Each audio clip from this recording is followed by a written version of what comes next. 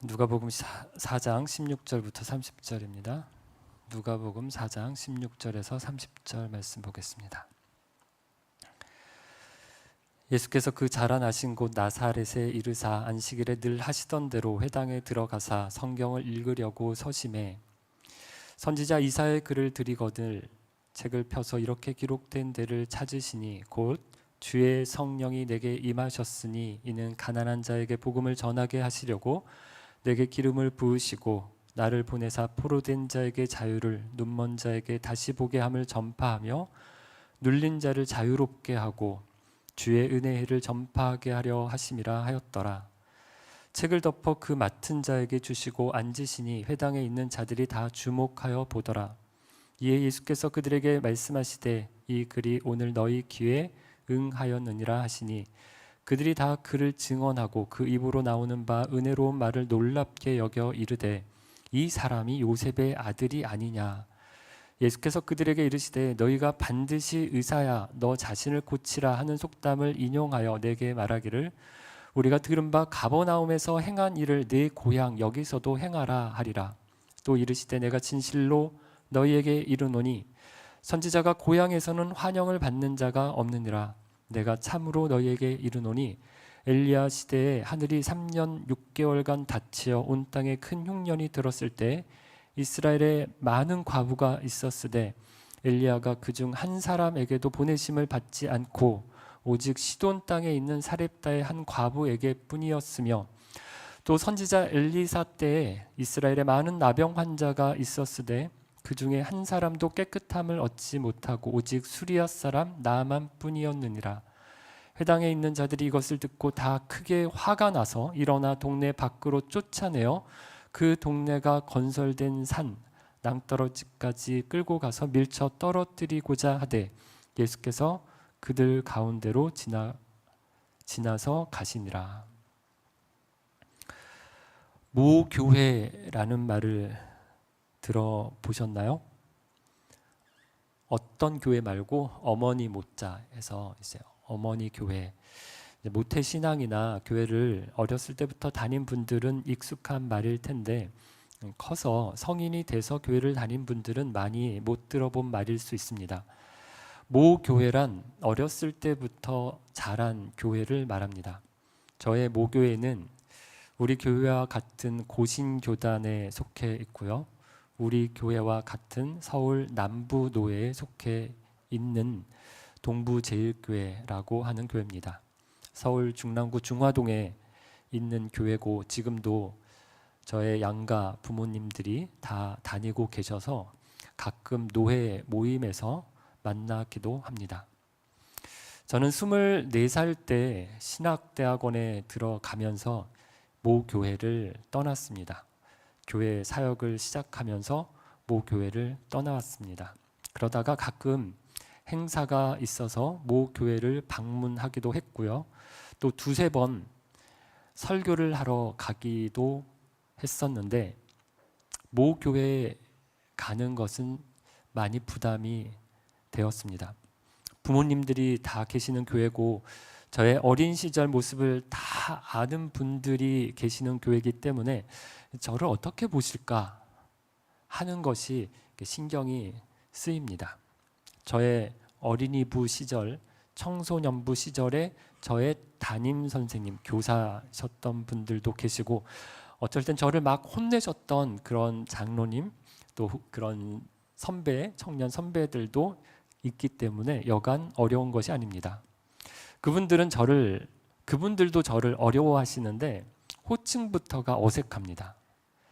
김 목사님 이렇게 부르시는 분도 계시는데 제가 부모님 친구분들이시기도 하고 어떤 분은 제 친구의 부모님이신 분들도 계세요. 그래서 아니 권사님 그냥 용태라고 하세요 라고 해도 아니 어떻게 목사님께 이름을 부르느냐 이렇게 하시면서 목사님 이렇게 하시는데 제가 좀 불편합니다. 어떤 분은 용태라고 이름만 부르기는 어색하셔서 용태 목사님 이렇게 섞어서 부르는 분도 계시는데 어쨌든 모 교회의 방문은 저도 어렵고 성도들도 어렵습니다. 오늘 본문을 보면 누가가 예수님께서 모 교회를 방문하셨을 때 일어난 일을 기록하고 있습니다. 예수님께서 태어나시기는 남쪽 유대 지방에 있는 베들레헴이라는 동네에서 태어나셨습니다. 하지만 베들레헴에서 자라나신 건 아닙니다. 애굽으로 도망을 가졌다가 다시 베들레헴 돌아온 게 아니라 나사렛 돌아갔죠. 본적이 베들레헴이지 예수님의 부모인 요셉과 마리아는 원래 북쪽 갈릴리 지방에 있는 나사렛 출신들이고요. 나사렛 동네에서 사셨어요. 그러니까 예수님의 고향은 어떻게 보면 나사렛입니다. 그래서 예수님을 나사렛 예수라고 부르죠. 예수님께서는 나사렛에서 어린 시절과 성장기를 다 보내셨습니다. 그러니까 예수님에게 고향은 나사렛이에요. 예수님을 나사렛 예수라고 부르는 이유입니다. 예수님께서 30이 되셨을 때 저와 비슷한 이유인 사역을 시작하시면서 고향을 떠나고 회당을 떠나셨습니다. 그리고 사역을 시작한 후에 처음으로 이 고향 나사렛을 방문하셨습니다. 모 교회라고 할 수 있는 나사렛 회당에 들어가셔서 안식일을 보내셨습니다. 16절에 예수님께서 그 자라나신 곳 나사렛 이르러 안식일에 늘 하시던 대로 회당에 들어가사라는 말씀이 바로 이 내용입니다. 당시 회당에는 회당장이라는 사람이 있었지만 회당장만 설교를 했던 것 같지는 않습니다. 회중 가운데에 말씀을 전하고 설교를 하는 사람이 세워지기도 했고요. 방문객들 가운데서도 회당장의 허락을 받아서 말씀을 전하는 사람이 있었던 것으로 보입니다.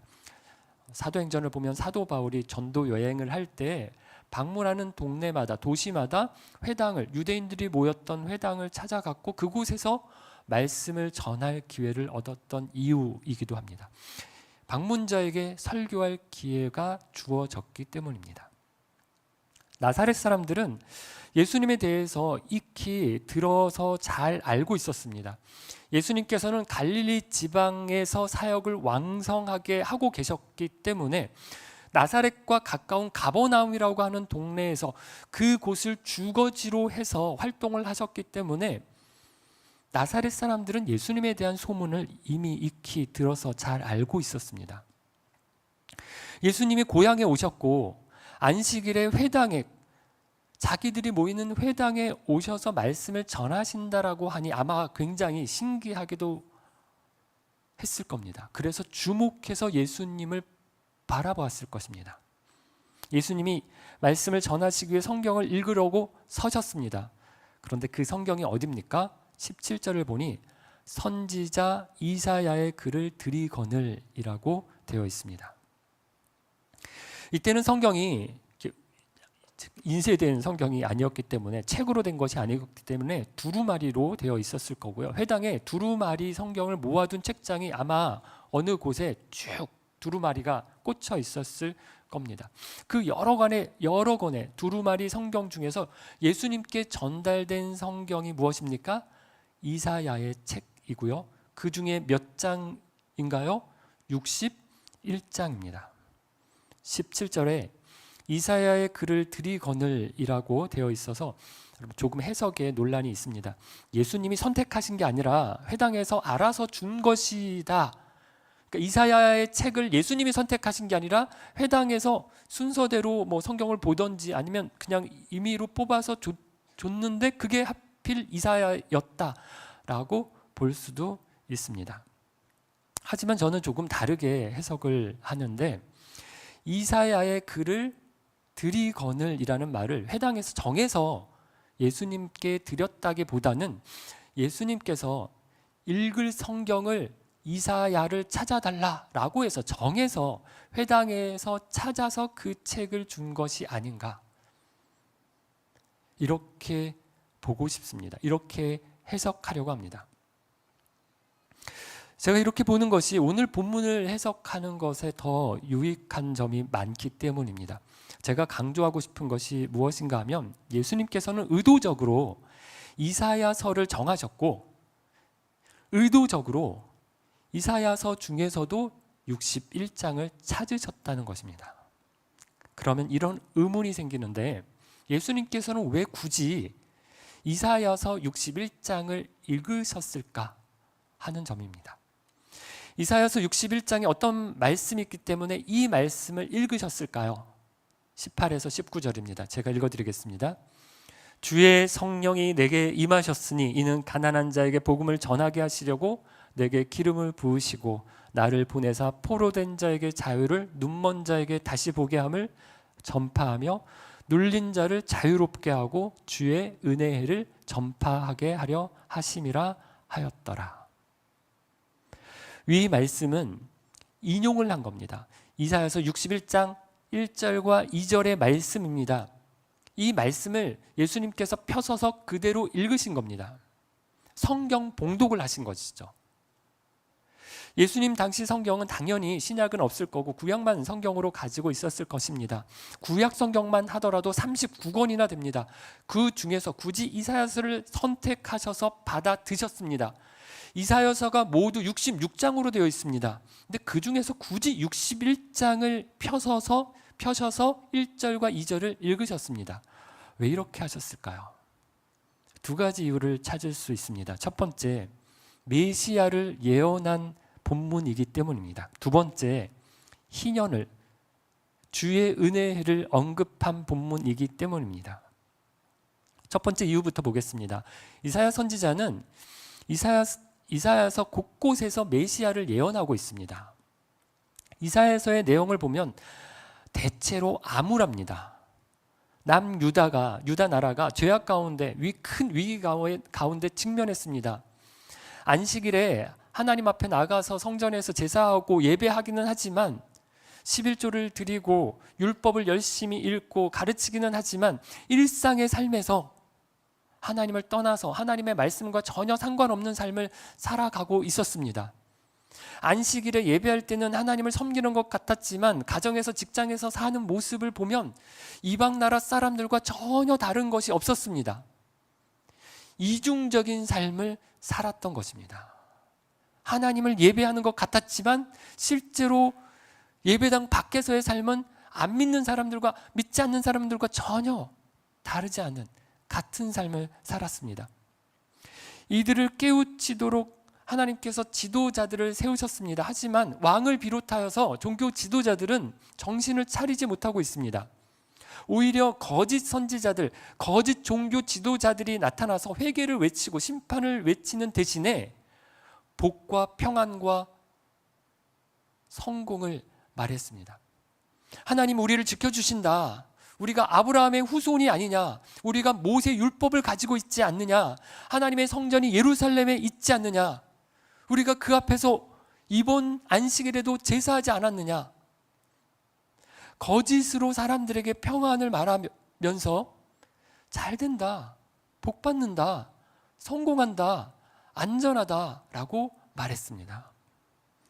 거짓 선지자들과 달리 이사야 선지자와 같은 참 선지자들은 무엇을 말합니까? 하나님이 우리를 심판하실 것이다. 북쪽에 바빌로니아라고 하는 나라를 하나님께서 세우셨는데 그 나라가 쳐들어와서 우리를 멸망시킬 것이요, 성벽이 무너지고 성전이 불탈 것이다. 우리 집과 우리 농과 우리의 밭은 다 폐허로 변할 것이다. 우리의 가족과 우리가 사랑하는 사람들은 그 칼에 다 죽을 것이다.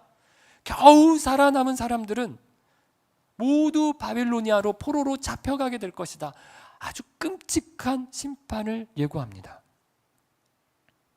그러나 이사야 선지자가 나라가 위기 상황 가운데 있고 멸망하고 포로로 잡혀가고 큰 위기와 심판을 예언하면서도 곳곳에서 또 그 심판을 예언한 다음에 메시아를 예언합니다.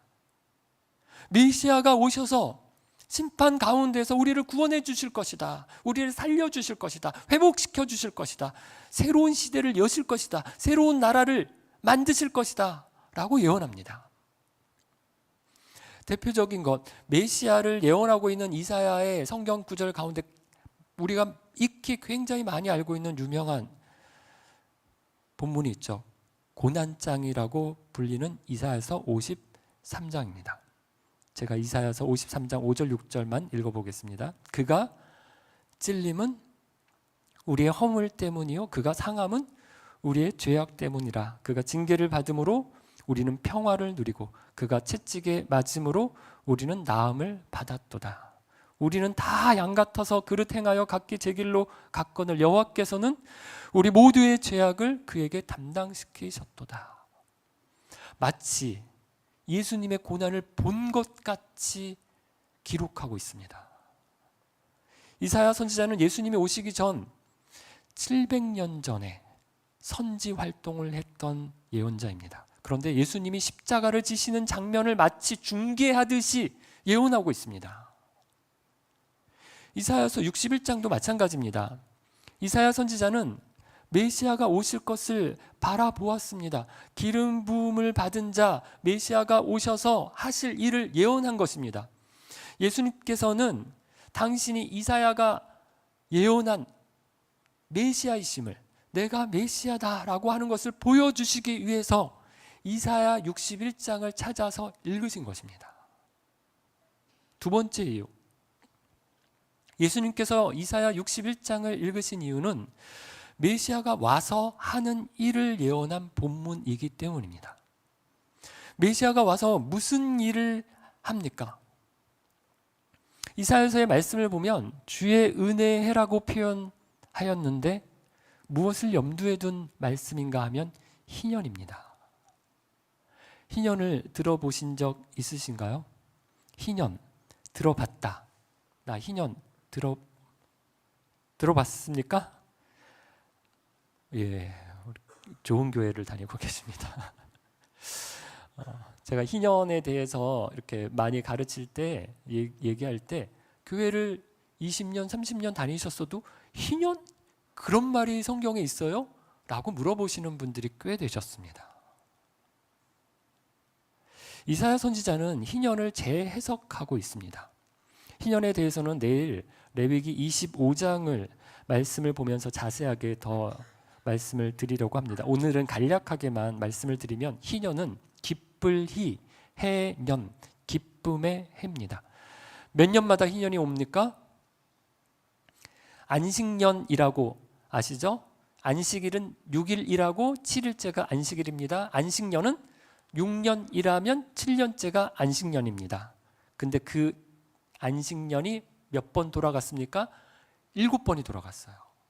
첫 번째 안식년, 두 번째 안식년, 세 번째 안식년, 7에 49. 네, 7에 49. 49년이 지난 그 다음에 안식년이 7번 지난 그 다음해가 50년이고요. 그때를 희년이라고 부릅니다. 여러분, 희년이 왜 기쁨의 해인가요? 두 가지 회복이 일어나기 때문입니다. 하나는 땅이 회복됩니다. 누군가에게 여호수아 때 땅을 분배받았습니다. 가나안 땅을 차지하고서 땅을 분배를 받았습니다. 그런데 그 땅을 내가 계속 지키는 것이 아니라 땅을 어떤 경제적 필요에 의해서 땅을 누군가에게 팔았습니다. 그럼 그 판 땅이 다시 내 걸로 돌아오는 데가 희년입니다. 내가 돈이 없어서 그 땅을 다시 사오면 좋은데 그렇게 못했어도 50년만 버티면 그 땅은 다시 내 걸로 돌아오게 되어 있습니다. 이게 희년입니다. 땅만 팔리는 게 아니라 몸뚱아리도, 사람도 팔립니다. 돈이 없으니 땅을 팔았습니다. 땅을 팔아서 쓰다가 보니까 땅이 없으니까 더 이상 경제적 활동을 못해요. 그러니까 이제 사람까지 팔게 됩니다. 자식도 팔게 되고 아내도 팔고 남편도 팔리고, 그럼 가족들이 뿔뿔이 여러 곳에 흩어져서 종살이를 하게 되는 겁니다. 그런데 그렇게 종살이를 다른 집에서 하게 되더라도 50년이 되면, 희년이 되면 다시 자유를 얻게 됩니다. 거기서 풀려납니다. 종에서 해방됩니다. 그리고 우리가 원래 살던 집에 다시 모입니다. 얼마나 반갑겠습니까? 그러니까 기쁨의 해입니다. 희년입니다. 그런데 누구에게 기쁨의 해일까요? 누가 기쁠까요? 다 잘 사시는 분들만 계셔서 이걸 잘 모르시는, 없는 사람들은요, 땅이 없는 사람, 땅을 잃어버린, 땅을 팔아버린 사람, 가족이 팔린 사람, 몸이 팔린 사람, 그런 사람에게는 기쁨의 해입니다. 그럼 누구에게는 별로 안 기쁜 해일까요? 다른 사람의 땅을 많이 가지고 모아놓은 사람, 지주들이죠. 이들에게는 안 좋습니다.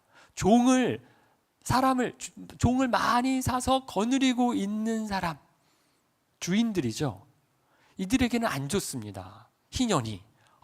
내년이 희년인데 어떡하지? 이제 이 종들 다 보내야 되네?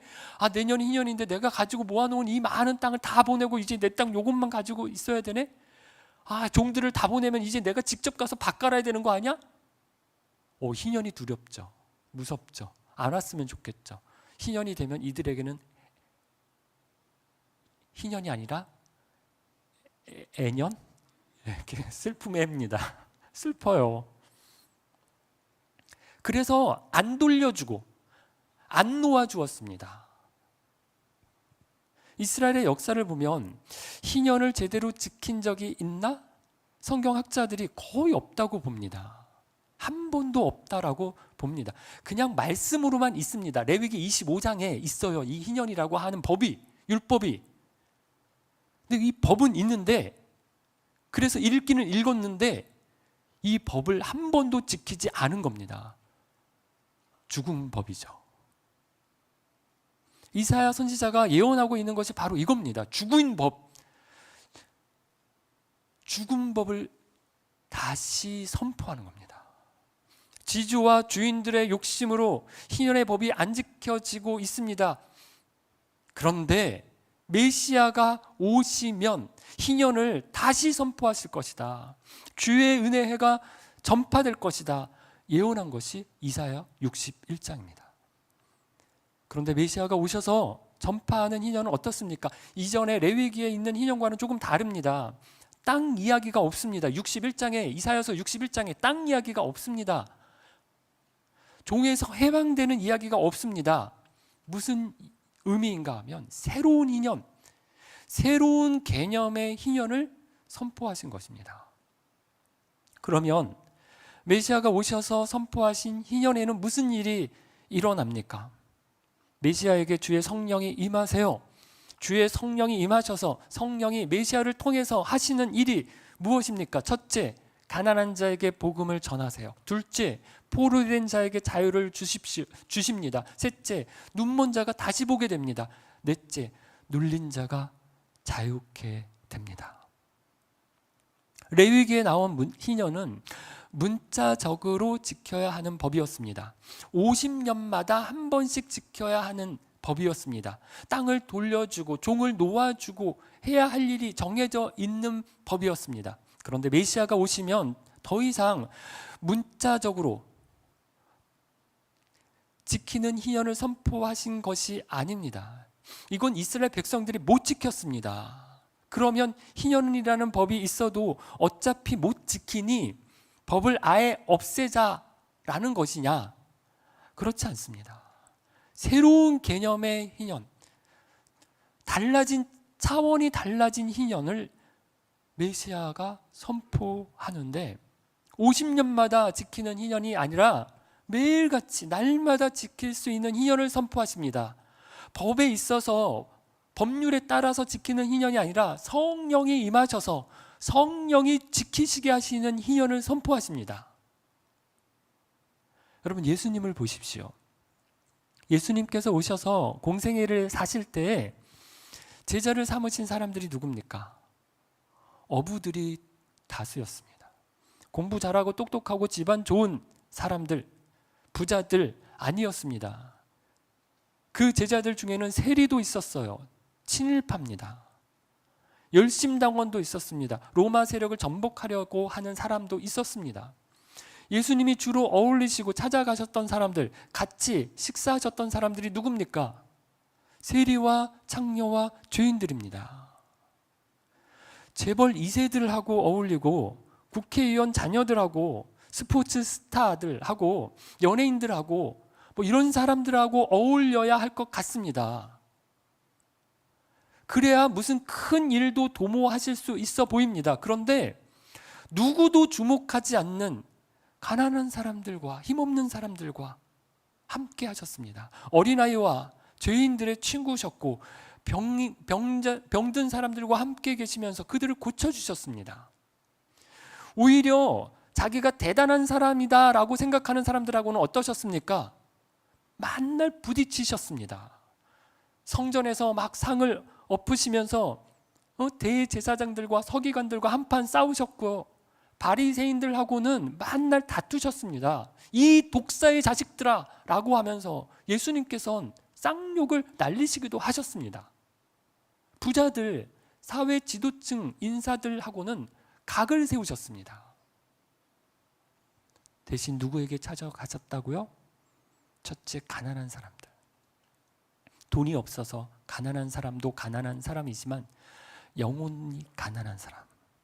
하나님이 없으면 안 됩니다. 저는 아무것도 아닙니다. 고백하면서 하나님만 바라보는 사람들, 가난한 사람입니다. 가난한 사람에게 복음을 전하셨습니다. 부자들, 하나님이 꼭 필요하지 않은 사람들, 복음을 안 들어도, 복음을 들려줘도 안 듣습니다. 귀에 안 들어옵니다. 그래서 가난한 자들에게 복음을 전하신 것입니다. 둘째, 포로된 사람들. 진짜 어디에 포로로 잡혀갔다라는 것이 아니라 사단의 포로된 사람들, 사단의 수중에서 사단이 시키는 대로 사는 사람들, 사단의 포로입니다. 메시아가 오셔서 이들에게 자유를 주십니다. 사단에게서부터 풀어주십니다. 셋째, 눈먼 자들. 여러분, 이 말이 꼭 시각장애인을 말하는 것이 아닙니다. 물론 예수님께서 시각장애인의 눈을 뜨게 하셨고 다시 보게도 해 주셨습니다. 하지만 두 눈이 멀쩡해서 앞을 다 봅니다.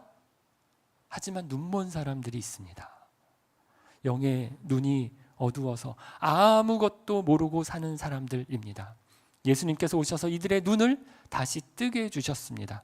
영의 눈을 떠서 하나님을 바라보게 하셨습니다. 네 번째, 눌린 자들. 자유케 해주셨는데 눌렸다는 것은 죄에 눌린 사람들을 말합니다. 죄의 멍에를 메고 사는 사람들, 죄를 지을 때 보면 당장에는 죄가 좋습니다. 죄가 주는 유익이 있고요, 죄의 즐거움이 있습니다. 이 죄를 지어서 내가 돈을 벌 수도 있고 이 죄를 지어서 내가 쾌락을 누릴 수도 있습니다. 그래서 죄를 지으면 좋습니다. 내가 하고 싶은 대로 하니까 좋아 보입니다. 말로 죄를 짓는 것을 생각해 보십시오. 하고 싶은 말을 하니까 속 시원하고 얼마나 좋습니까? 그런데 그 말로 다른 사람을 아프게 했습니다. 그러면 나는 좋은가요? 마음이 찜찜합니다. 그러면 내 마음도 불편하고 그 사람과의 관계도 어색하고 힘들어집니다. 여러분, 우리가 죄를 지으면 이런 어려움들이 계속해서 쌓입니다. 그러고 살려니까 힘듭니다. 이 죄의 무거운 무게로부터 자유케 주시려고 메시아가 오셨다는 것입니다.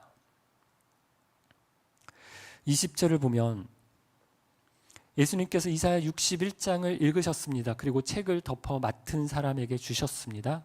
그랬더니 회당에 있는 사람들이 다 예수님을 주목하여 보았습니다. 성경 봉독을 마치고 책을 덮은 겁니다. 그리고 이제 뭘 하실까요? 설교를 하시는 겁니다. 아마 설교를 좀 길게 하셨을 수도 있고 짧게 하셨을 수도 있습니다. 그런데 오늘 우리가 보는 성경에는 딱 한 문장으로 설교의 내용을 요약하고 있습니다. 21절입니다. 이에 예수께서 그들에게 말씀하시되 이 글이 오늘 너희 귀에 응하였느니라 하시니. 설교의 요약입니다. 예수님께서 이 말씀을 읽으시고 설교하고 싶으셨던 것이 핵심입니다. 이 말씀이 핵심입니다. 무슨 뜻인가요? 이사야가 예언한 메시아가 바로 나다. 내가 새로운 주의 은혜의 해를, 새로운 희년을 선포하기 위해서 왔다. 이 말씀을 하신 겁니다. 예수님께서 이 말씀을 하시려고 굳이 이사야를 책을 받으셔서 그 중에 61장을 찾으셔서 읽으신 것입니다. 이 말을 듣고 사람들이 어떻게 반응합니까? 얼마나 기다렸는지 모릅니다. 이사야가 예언한 후에 얼마나 흘렀다고요? 700년이 흘렀습니다. 700년 만에 그 예언한 예언자 메시아가 오셨으니 얼마나 기쁩니까? 그것도 무슨 일을 하세요? 주의 은혜의 해를 선포하십니다. 새로운 시대, 새로운 인연을 선포하세요. 얼마나 기대가 되었겠습니까? 그것도 그 일을 하시는 분이 누구세요? 우리 동네 출신이에요. 우리 고향 사람입니다. 얼마나 대견하고 뿌듯하고 자랑스럽겠습니까? 그런데 나사렛 예수님 모교회 출신의 사람들의 반응은 어떻습니까? 22절을 보니까 두 가지 반응이 나옵니다. 하나는 그 입으로 나오는 바 은혜로운 말을 놀랍게 여겼습니다. 와, 대단하다. 와, 차원이 다르다. 와, 설교에 권능이 있다. 소위 은혜를 받은 겁니다. 그런데 이어진 반응은 무엇입니까? 이 사람이 요셉의 아들이 아니냐. 감동을 받을 뻔했습니다. 그리고 이거 아니야. 정신 차리고 보니까 이 사람 누구야?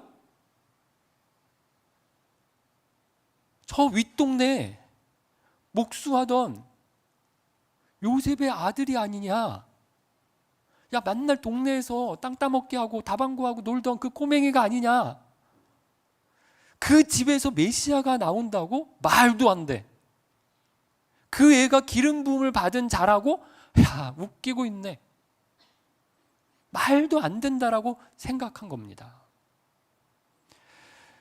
예수님께서 이들의 생각을 아시고 말씀하시는데 이미 가버나움에서 병도 고치시고 여러 이적을 행하셨습니다. 그래서 수많은 사람들이 예수님을 따라다니고 대단한 사람이라고 인정을 받았습니다. 그런데 그 기적을 나사렛에서 행한다고 고향 사람들은 이 나사렛 사람들이 나를 믿겠느냐? 아니라고 하십니다. 선지자가 고향에서는 환영을 받는 자가 없느니라. 그러면서 예를 드십니다. 엘리야 시대에 가뭄이 들었을 때 3년 6개월이나 극심한 가뭄이 들었는데 그때 이스라엘 나라에 과부가 많았을 거예요. 그런데 엘리야가 이스라엘에 가지 않고 누구에게 갔습니까? 시돈 땅에 있는 사렙다의 한 과부에게 가서 이적을 행했습니다. 그 과부를 도왔습니다. 엘리사 때도 마찬가지입니다. 이스라엘에 나병 환자들이 많았을 겁니다. 그런데 그 중에서 나음을 입은 사람이 없습니다. 오직 수리아 사람 나아만 장군만이 고침을 받았습니다. 예수님께서 이 말씀을 하시면서 고향 나사렛 사람들의 심기를 건드렸습니다. 그러니까 사람들이 어떻게 반응합니까? 크게 화가 나서 일어나 동네 밖으로 쫓아내었고 산 낭떠러지에서 밀쳐 떨어뜨리려고 했습니다. 예수님께서 권능 가운데 그 분노한 사람들, 자신을 밀쳐 떨어뜨리려고 하는 사람들을 지나쳐 그 가운데로 가셨다라고 기록하고 있습니다.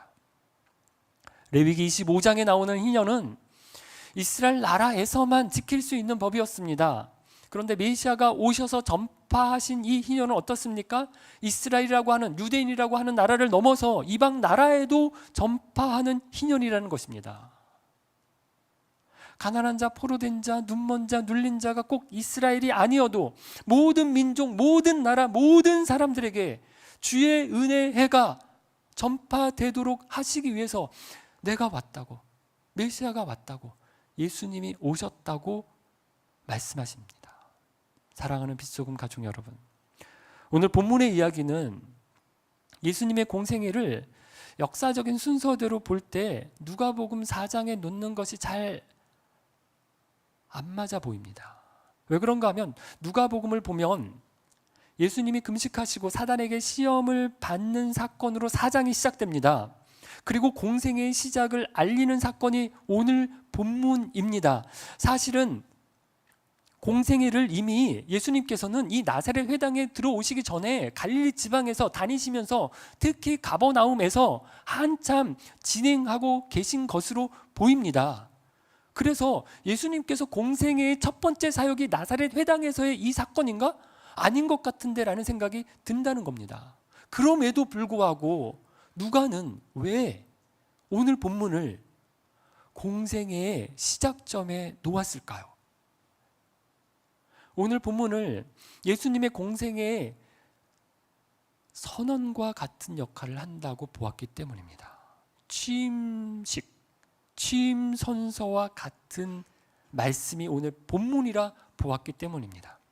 예수님께서 굳이 자기 고향 모교와 같은 나사렛 회당에 가셨습니다. 굳이 이사야서의 성경 말씀을 달라고 청하셨습니다. 굳이 이사야서 중에 61장을 읽으셨습니다.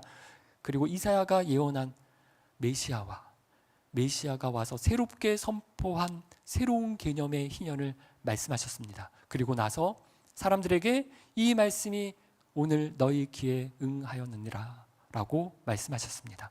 내가 이 일을 위해서 왔다. 내가 하는 일이 희년을 선포하는 일이다. 희년을 이루어가는 일이다. 말씀하신 것입니다. 여러분, 예수님의 사역을 누가는 희년 사역이라고 말합니다. 오늘 우리 세상을 보십시오. 한 번 금수저는 계속 금수저고 한 번 흙수저는 계속 흙수저입니다. 부익부 빈익빈 현상이 더 심화되는 세상입니다. 같은 청년이라도 출발선이 다릅니다.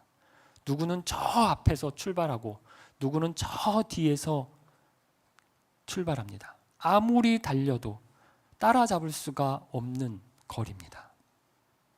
그런 세상에서 구약의 희년은 50년에 한 번씩 리셋하도록 합니다. 같은 수저를 들게 합니다. 같은 출발선에 서게 합니다. 구약의 이스라엘이 다른 이방의 나라와 다른 점, 다른 이방의 나라들과 이스라엘이 다른 하나님의 나라로 세워지도록 하나님께서 모세를 통해서 율법을 주시면서 희년의 법을 허락하신 것입니다. 이방의 나라는 금수저, 흙수저, 출발선이 다른 나라이지만 이방 나라들은 가진 자가 더 갖게 되고 못 가진 사람들은 더 힘들어지는 세상이지만 이스라엘은 달라야 한다. 이스라엘은 하나님의 나라다. 라고 하는 것을 가르쳐 주시기 위해서, 만드시기 위해서 하나님께서 희년의 법을 이스라엘 백성들에게 주신 것입니다. 그러나 다른 점이 있습니다. 구약의 희년과 예수님께서 선포하신 희년이 다른 점이 있습니다. 구약의 희년은 경제적인 제도에 치우쳤습니다. 땅과 사람의 회복만 말합니다. 하지만 예수님께서 선포하신 희년은 경제적인 것만 말하는 게 아니라 육신의 문제부터 영혼의 문제까지 모든 영역에서 자유케 하심을 선포합니다. 구약의 희년은 50년마다 한 번씩 있습니다. 하지만 예수님이 선포하신 희년은 매일 있습니다. 날마다 일어납니다. 구약의 희년은 문자적으로 법규로 지켜야 합니다. 하지만 예수님이 선포하신 희년은 성령의 법으로 지킵니다. 우리 마음의 은혜와 감동으로 성령이 주시는 능력과 힘으로 지킵니다. 구약의 희년은 이스라엘 안에서만 지킬 수 있는 법입니다. 하지만 예수님께서 선포하신 희년은 모든 민족과 나라와 사람들에게 전파되는 희년입니다.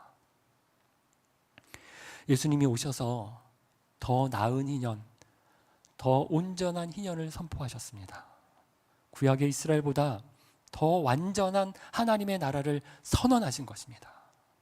이 글이 오늘 너희 귀에 응하였느니라. 내가 이 일을 위해 왔다. 내가 메시아다. 메시아인 내가 새로운 희년을 선포한다. 전파한다. 그리고 말씀하신 대로 그분이 사셨던 3년의 공생의 삶은 희년을 선언하고 희년을 살아내는 삶을 사셨습니다. 새로운 희년 공동체를 세우셨습니다.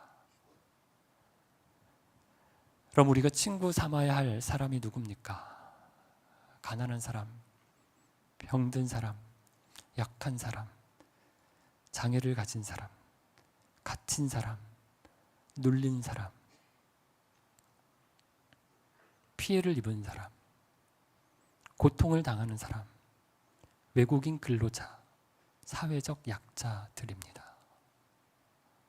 예수님이 메시아로 오셔서 성령을 힘입어 새로운 나라, 새로운 시대를 사셨던 것처럼 저와 여러분이 그리고 우리 빛소금 교회가 어려운 이들에게 주의 은혜를 전파하는 하나님 나라 공동체로 세워지기를 소망합니다.